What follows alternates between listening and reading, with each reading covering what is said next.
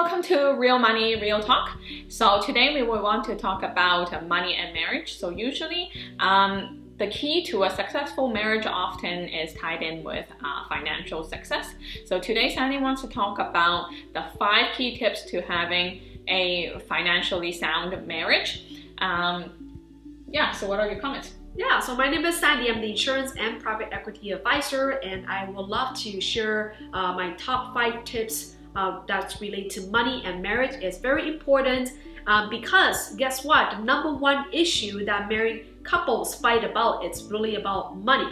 And the interesting fact is the second leading cause of divorce is also money related. So absolutely it's an important topic for you to talk to your spouse to ensure that your financial goal is aligned together. And we'll share those 5 big tips for you to take and then to be able to help your family finance. So I am Gina. I will be your host today. And if you like our videos and find it helpful, please like and subscribe our channel.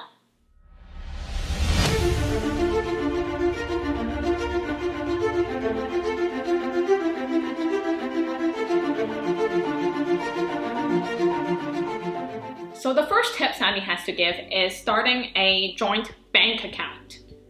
Yeah, so this is very controversial topic. Okay, some advisor or some channel may specifically say, hey, it's actually good to have joint account together because then you're able to see both couples, right? The both people to align their income and their expenses together. Okay, but my opinions, it's actually something different. But I want to hear what you're thinking first, Gina. Like, what's your thought about having a joint account together? I do think you got a couple or a married couple should have a joint bank account, but they should still have their separate personal account. It's not, you're hiding your finances or anything, but there are things that, you contribute together, and, most of it, I think, is, should be aligning your financial goals together, in terms of, daily expenses or mortgage or a lot of the shared expenses. But you do want to, plan for, some of your personal finances or, some of your personal purchases that, may not, rely on your spouse, right? It may or may not be a secret. You may just tell the other person, how much I put into your personal account. But I think it's important to have both. Yeah, so this is what my recommendation in terms of when I do financial planning for my own clients. Oftentimes I will recommend that don't do just either one of them. Okay, so don't do just only have individual bank account because it's hard to track in terms of income and expenses. It's hard to be able to talk about money and put your financial goal on the table and to discuss and then to be able to achieve together if it's everybody only have their own account. That's number one. But also don't only have a joint account either, right? Because even though you're married together, you still want your personal space, right? Maybe you will have your own little treats that you want to do, that you earn the money, right? You want to reward yourself, that you also want to have a little bit privacy, or I wouldn't say privacy per se, but like some space, right? Just like any other relationship, you don't want to be like 24/7 spending only with your spouse, right? Maybe sometimes you want to go out with friends, right? You want to spend your time with other people, right? Same thing with your money too, right? So that's very important. So what is the right way to actually to do a banking account? So I would say each person in the family should first have their own individual account, okay? But they should also open a joint account together where you actually contributed to that joint account per month for all the day-to-day expenses. Okay, so this is what I would recommend. So for example, like your household expenses, like your mortgage, your like maybe child's expenses, things that share in the household, that should be added in the joint account, right? If you have excessive money, guess what?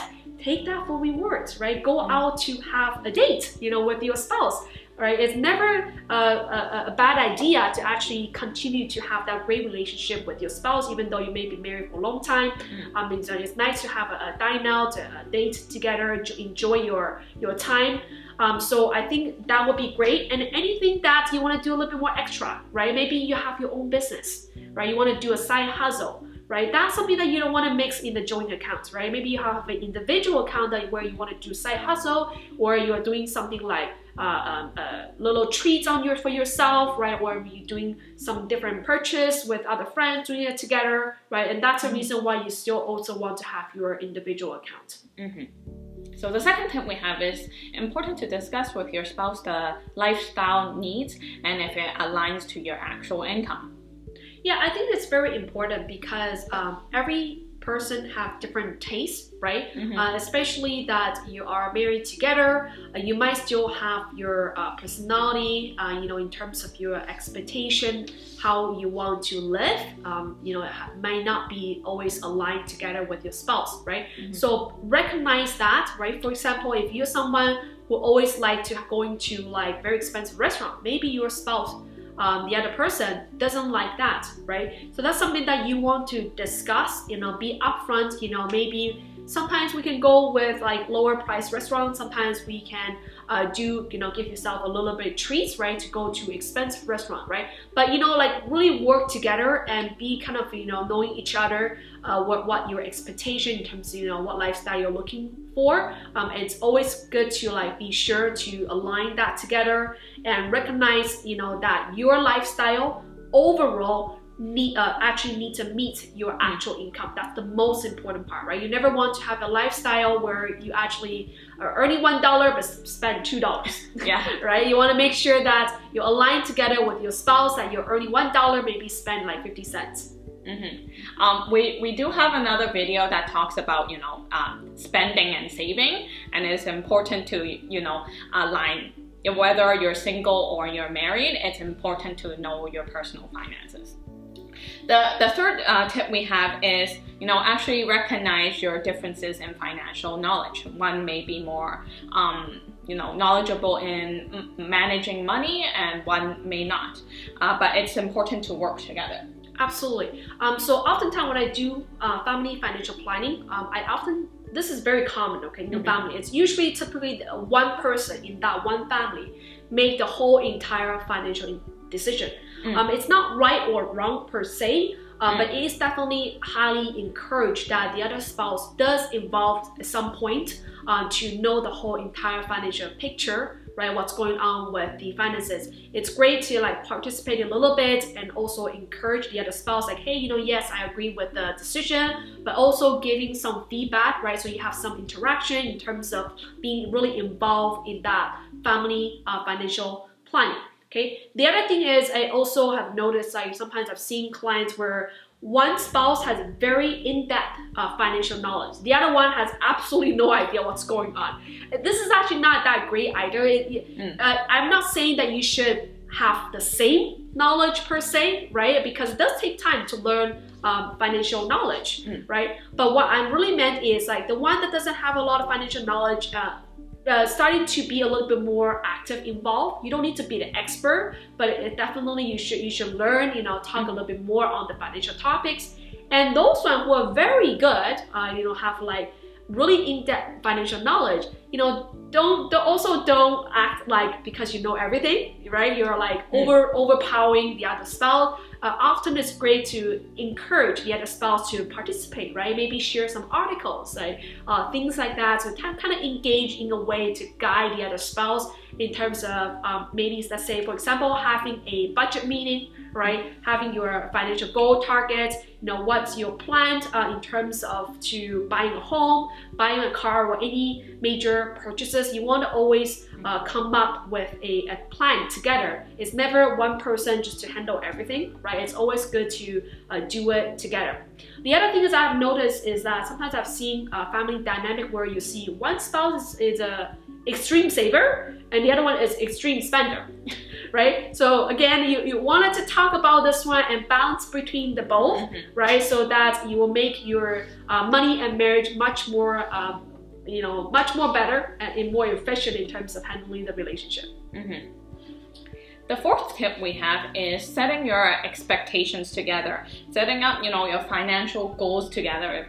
Even though, maybe your financial knowledge is not the same, but you may work together towards the same goal. Yeah. So why do I say definitely set the expectation together? The reason why is because oftentimes when people hear about marriage, the first thing is like, oh, I gotta own a home, I gotta own a car, I gotta do this. Maybe I need to have a honeymoon right away, right? And the thing is, at that time, maybe you are not in that good financial situation to be able to achieve all these ones, right? So you want to make sure that you have the right expectation for both of you. Right? For example, that you don't want to have a spouse thinking like, oh, okay, once we get married, we're gonna buy a home right away, right? And the other one is person's like, well, I know I don't have money. It's gonna take us a few years working towards that goal, right? You want to make sure you actually talk about it together, right? To set a goal, say, hey, you know what? When would be a good time for us to looking to have a major purchase, right? Maybe having a honeymoon right after the wedding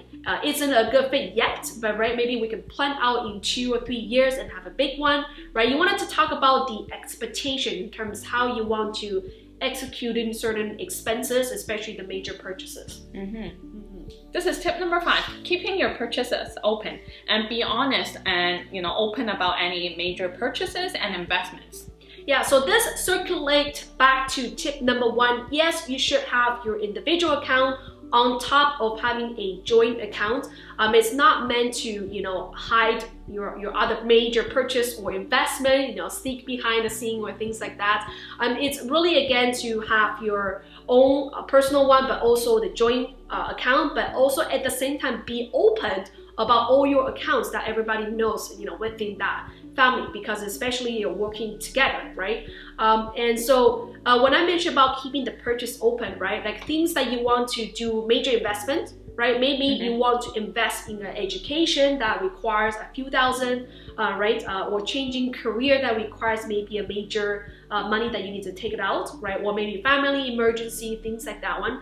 Those are definitely need to be talked about, right? Or anything that you want to do a major purchase, like all of a sudden you want to buy Hermes bags, I don't know, right? But something like that, you still want to talk to your spouse, okay? Even though you could have a situation that, hey, I maybe have side business, I earn lots of money, right? I can afford, it won't matter, it doesn't matter, okay? You still want to talk to your spouse, say, hey, I've been really doing really well for my own side gig business, I want to share with you, I'm thinking to really buy this purchase, even though I know I'm gonna go forward, but I still wanted to share that with you, right? That's different, right? That's different than you just buying on your own versus you're still sharing, right? You're still interacting with your spouse, kind of, sharing your experience of those major purchase. So keep your purchase open to your spouse. I think it's very important, right? Because I'm sure you want to your spouse to do the same to you. So that summarizes our 5 top tips for money and marriage. If you find this video helpful, please like and subscribe our channel. If you like to leave a comment, feel free to do so, and we can always address any of the comments you may have. And we look forward to seeing you next week. Bye.